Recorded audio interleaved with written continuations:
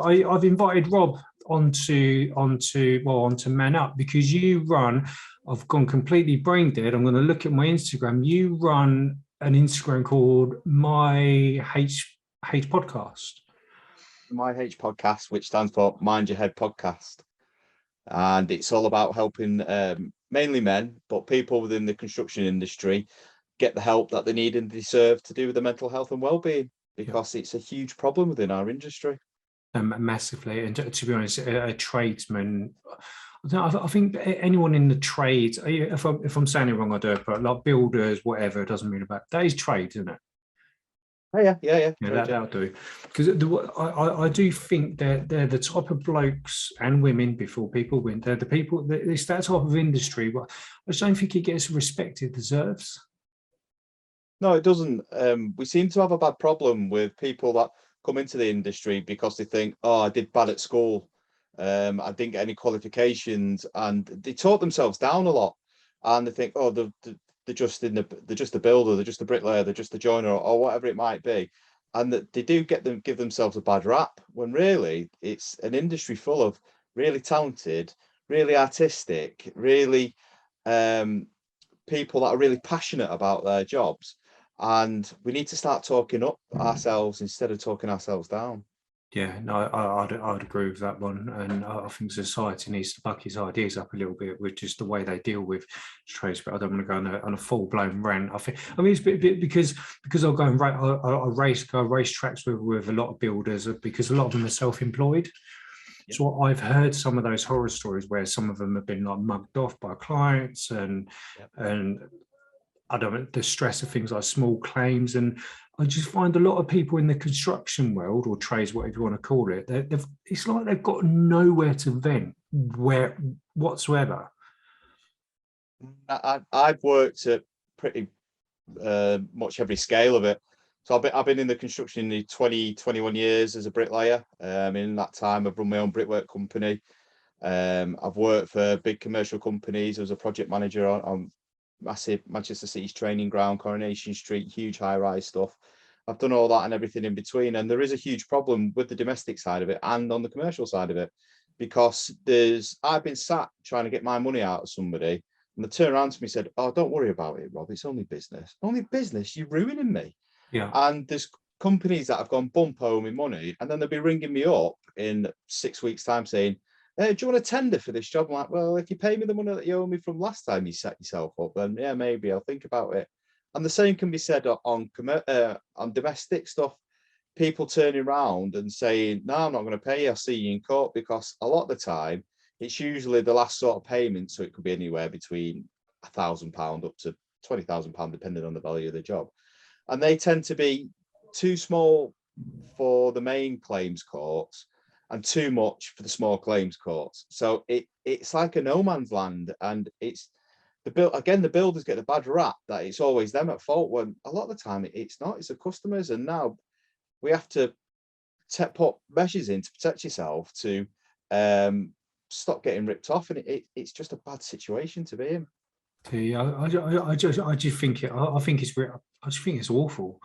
I think it's one of those things where, I don't know, there's just, I'm trying to get this right, but it's where people just think that they're above another person and go to, and it's literally, I don't want to pay.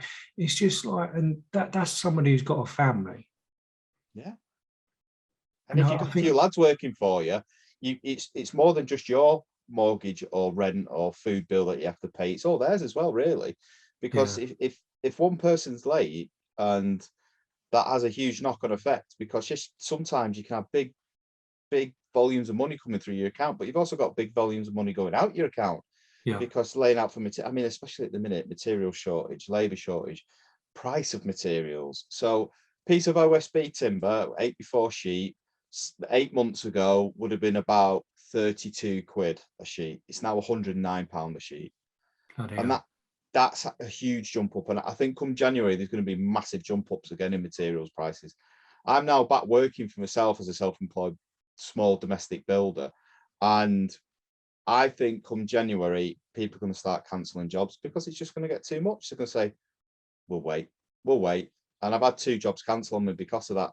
Fortunately, I've got quite a good customer base where I can keep myself going. But there's going to be people out there that may not be as fortunate as me. And then again, that just feeds into the vicious circle of the mental health and how it can affect them. So how does that affect your mental health? It affects me. There's always a constant stress on me thinking. So for instance, in my work bank account, I've got enough money in there to pay this month's bills, pay next month's bills, and obviously pay myself wages in those 2 months. So I'm quite fortunate. I'm 2 months ahead of myself at the minute, but I'm still catching myself doing 7 days a week, evenings, ridiculous hours, because I'm trying to just in case, just in case, just in case. You've always got that stress on you in the background, and then if you try and run things like as tight as you can with time more than anything. So today I've been over on the other side of Manchester for 2 days helping my brother-in-law out, bricking a kitchen window up and a few other bits for him. He's got a problem with the plasterer now on that job, and that's now going to have a knock-on effect of him. The plasterer is not turning up, which means he can't fit the kitchen, which means he can't get finish the job and so on and so forth. So you're constantly spinning plates all the time, and you can put horrendous pressure on yourself. And there's people that I deal with on the podcast side of things that are burning out. They are messaging me through that saying, I don't know where to turn. I don't know what to do. I can't handle all this pressure. I'm feeling overwhelmed. I'm absolutely exhausted. And people aren't understanding the pressure of what it's like to run your own business, because a lot of people think that if you've got your own business, you got loads of money. Not necessarily. Yeah. And it can have a huge detrimental effect on your mental health. Absolutely. So what do you do to vent and deal with that yourself, to stop yourself toppling? I've got a really good network of people that I interact with. So a lot of people that I interact with are people like yourself that have come through Instagram. We've set up a small community. I do a lot of work with a page called Bricklayer Social Club. So on that page is obviously a loads of bricklayers, and we can all chitty chat and say, right, I've got this problem. Have you ever seen this brick before? Have you used this material? All the general sorts of stuff. But at the same time, you can turn around and say, lads, I've had a shit day today. I really can't cope with this. How do you get over this? And I do a lot of work on that, and I get a lot of pleasure from that, helping people. And the big thing for me is family, because a few years ago, I was under that much pressure, or I was putting myself under that much pressure when I was running the big commercial sites and thinking I had to be seen, to be working all the hours under the sun, to be part of the team, to be giving above and beyond what I needed to. And kids came along, marriage, moving house, and it was just a huge smelting pot of pressure. And it got to that much of a bad point that Louise, my wife, actually said, I can't be around you anymore. I can't cope with you being like this. And she left me. For 3 months, she left, and I had to rebuild myself. Fortunately, I work for a really good company, and they helped me through that. And they got me the help that I need, and the training and everything like that. And now I've turned that into my passion, to help people within the industry not get to the point that I got to, and realize that there is help out there, and you can turn it around no matter how dark it is. And good news is Louise came back. The marriage is great. The marriage is great. Like when we were chatting on Sunday, I was out on a family walk, and a few months ago or a few years ago, I wouldn't have done that. I would have gone, no, I need to go and do work. It's chucking it down with snow, but I need to go and do this to try and get on with this job. Whereas now I set really strict boundaries for myself to say, it's family time. This was what makes me happy. This is what gives me the energy and the drive to keep going within my day job. And if I always say to the lads all the time as well, that if you at, say, McDonald's, for example, whether you like it or not, if you at McDonald's day in, day out, get sick of it, wouldn't you? And you won't want to do it, and you'd be half-assed when you're eating it. It's exactly the same with the work. If you're there day in, day out, never having that break, never having that downtime, never giving your body and your mind time to rest, your work drops, you can't be bothered, jobs take longer, you're not as productive. Whereas you take, as daft as it sounds, having time away from work, even though you're absolutely flat out and busy, if you do take that break and give yourself a rest, when you come back, you're 10 times more productive. You want to do more, you want to get it done. You're like, bang, bang, bang, bang, all these jobs are getting done. and you feel so much better about it. And that's what I try and do and try and promote. Do you think a lot of construction sites are, so say for example, if I was on the construction site doing something and I'm like, I need to have a 5-minute break, do you think construction, the gaff or whatever, I don't even want to pretend to talk your fucking language, I'm working in an office, man. Do you reckon like now that a lot of people like go and have a break for 10 minutes? Yeah, I used to, there is still a massive culture of what you're doing, why are you on your phone, why are you stood over there, why are you in a smoking shuttle, come on, you got to get this done, move this, do that. There is a lot of that because there's huge pressures to do with money and time and getting jobs over the line. But I always used to make a point of trying to check in with all the lads. So as part of my routine on a morning, I used to have to go around and check, 1, they had everything they need, 2, they were working safely, and 3, how are they, what are they up to? And a lot of the time I used to go and see the guys, and I used to get vibes off some of them sometimes, and I know that they weren't quite themselves, they weren't as perky, or they weren't telling me to fuck off as much, or things like that, stop bothering me. And I'd ask them, are you all right? And they usually give me the usual, yeah, fob me off with something or other. And so what I do is I carry on, go around, and then throughout the day I go in and check in with them and make sure that they are all right, and make sure that they do take time for themselves. Are they getting enough water? Are they eating properly? Things like this. And I used to get told, why'd you bother doing all that? You need to be concentrating on this, this, and this. And I used to try and explain to my higher management that, look, these are important to us, not only as human beings and as members of staff, but if the bricklayers aren't here all firing on all cylinders, this job ain't getting done. But because of the culture that's within the industry, they're just seen as a number. People are just seen as a number, and you get overlooked. And if you take too many breaks and take too much time out, then, or your work slips or whatever, you get fired off. Whereas I'll take the time and find out that I know that this certain bricklayer, he's usually hitting this numbers, his quality of work's usually like this. And if they're all slipping and he's not looking after himself, he's coming into work looking scruffy and drinking a lot and stuff like that, it's usually signs that there's something not quite right. And I take the time to help them and turn that around, where a lot of people just don't bother within the industry because, one, they don't want to deal with it, and 2, there's huge pressure on everybody in there. Sorry to add, do you think that's because people don't know how to approach someone if they're being a bit weird or whatever, or being a bit low? Do you reckon it's just because they're like, don't know what's going on? Yeah, that is a lot of it. And I try and put little bits of training in for people to say, look, if you see somebody who may be in crisis, who is having a tough time, who is not themselves, and you don't know how to interact with it, then hopefully on the bigger sites, there will be a mental health first aider there that can go and have that conversation, have that interaction with them and find out what's going on. But say if you're a small domestic builder, it's very difficult if you're not the type of person that is good with that type of thing, because not everybody can go up and have the conversation with people. And you know as well as I do, if you go up to somebody and go, I've noticed your mental health's not very well, they'll just shut down on you and they won't come out with anything. It is a very difficult task for people to understand how to approach and how to interact.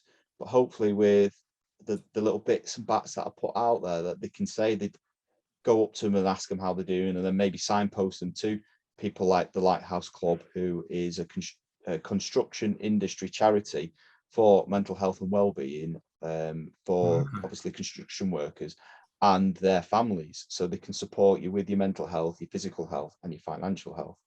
And so say if I go off with stress and I'm not earning any money because I'm self-employed, they can support you, they can help you with your bills and things like that. So that takes a bit of pressure off you. They run a 24/7, 365 days a year phone line, and they are all self-supported within the industry, and they do phenomenal work, absolutely phenomenal work. And they do a lot of free training as well. And part of that free training is how to approach somebody, how to ask twice, how to interact with somebody who you think that may be struggling with the mental health.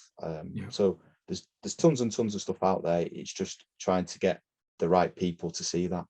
Yeah, absolutely. So what would you say if if somebody's watching this, I'm probably going to call it bricklayer and mental health or something like that. I'll black that after this. But if somebody's on a building site and they're seeing somebody, I don't know, someone's stinking a site, I don't know, being quite judgy on it, something's just not right. How would you say for that? I know it's how long's a piece of string, so don't shoot me down, but it's just, what would you say to somebody of like, if they're noticing someone's just not right, what would you say? What's the first thing they could do, would you say? Did it make sense?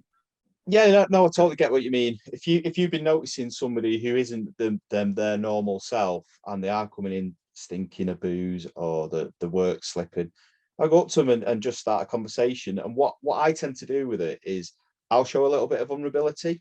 So what I'll say is, I'm struggling with this, and have you ever had to deal with this sort of situation, or the kids won't do this, and it sort of shows that you're vulnerable, and it allows them to be vulnerable.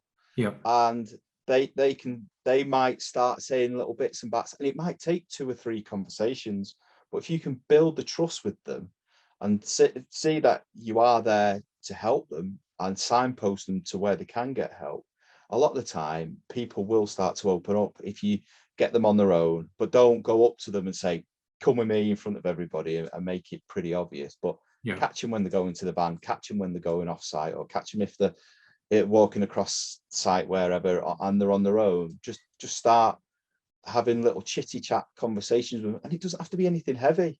It can just be weather shit, football shit, I didn't like what I had for lunch, or I had this really nice dinner last night, or anything like that. And I think the most important tool that people need to that people have is talking and listening non-judgmentally.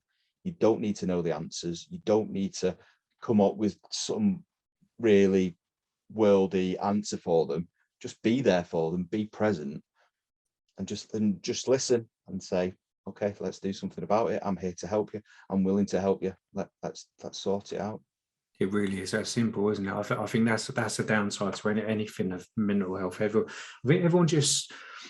tries to fix it, and you don't have to fix it. Sometimes you just listen. Yeah, a lot of the stuff that I do with people, it is just listening. I don't tend to, and I let the person talk. I'll nod and agree, or little bits and bats, but a lot of the time I'll just sit there quietly and just let them go and get it off them. Because a lot of the time as well, when they are talking, you can see them figuring it out in the head. They'll be going, oh, it's because of this, that, and that. Shit, I get it now. Oh, why was I looking too deep into this? Why was I overthinking it? Right, I know what to do now. Let's move forward. And then you can support them with it and say, okay, look, if this was me, I'd maybe do this, but maybe speak to that person. They might have a bit more experience than me with it. Or again, go and speak to one of the many charities that are out there that offer that support and guidance. That was a good call, my friend. Yeah. That was good. Actually, just before we go, I am going to, I don't know why I'm pointing actually, so I apologize. Obviously, give yourself a little plug. I don't normally allow it, but actually I know what you're about. You're very much about mental health, whatever. Give yourself a little plug. So I run a podcast called the MYHP podcast. We release one a month. They're all people within the construction industry that have had their own mental health journey at many different levels. So we've had big directors of companies, we've had females that work in the construction industry, I've had bricklayers on that I've worked with, we've had people that work within the rail industry, and they've all come on and spoke about individual journeys that they've been on, and they give messages of hope of how they dealt with it, and where people can go and get the help that they need and they deserve. And you can follow us at the MYH podcast on Instagram and all the other socials, and it'd be great if everybody could come and watch us and listen and interact. That's the main thing. That's what obviously getting to that. That's the one thing about MANUP. What does, I think it's because I do marketing for a living. That's my bread and butter. I'm not going to stop plugging, but it's just I get really deflated with something. You do a video and you're like, that video, I'm proud of doing that video, and then you get loads of messages, private messages, but people won't interact publicly. And I was like, we're trying to get people talking. Don't fucking message me. Do it on there. I set up, so I haven't got a small example of it. I've only got, see, this is companies interacting with us now, which is phenomenal. Yeah. So these are called a brick jacket, and you cover them, can't really see it on the camera, but you see that QR code? Yeah. I've come up with that QR code because there is such a stigma around the mental health in the construction industry. There is posters in the brew rooms and public spaces out on site where there's all mental health stuff there. But I know the people that need the help won't go up there and stand like that looking and taking numbers down off the poster. So I came up with the idea that to make a QR code, and I did a project with Manchester Mind on Manchester Town Hall with these QR codes, so people could just go up and zap them, walk away, then that QR code takes them through to my Linktree account, and on that Linktree account there's Manchester Mind, we can put MANUP charity on it, there's construction industry helpline, Papyrus, who we do a lot of work with, and they can get all the information and support that they need there, and nobody else around them knows what they're looking at. They could be just scrolling through Facebook. And again, that was one of the ideas of the podcast, that people could listen to the podcast sat in the brew room at work with their earbuds in. Nobody else in that room knows what they're listening to, and they can take bits of information and ideas from the podcast and go forward with it and help themselves. That was good, man. That was a good idea about the QR code. I think that's genius. But anyway, we're well over that 20 minutes. So I'm quite strict on that. It's not me being a dick, it's just people are lazy. No, I totally get it.